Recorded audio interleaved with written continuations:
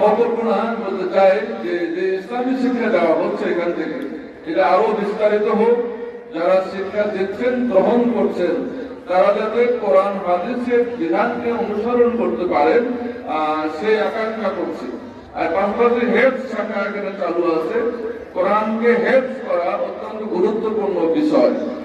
আর আমি তাফসীরের দিকে যাব না, আমি শুধু একটা কথা বলতে চাই।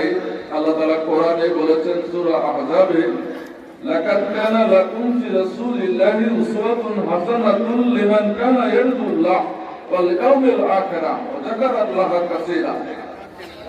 আল্লাহ তাআলা তোমাদের জন্য আদর্শ রেখেছেন যে মুহাম্মদুর রাসূলুল্লাহ সাল্লাল্লাহু আলাইহি ওয়াসাল্লামের মধ্যে যারা আল্লাহকে চায়, আখিরাতকে চায়, আল্লাহকে বেশি বেশি স্মরণ করে।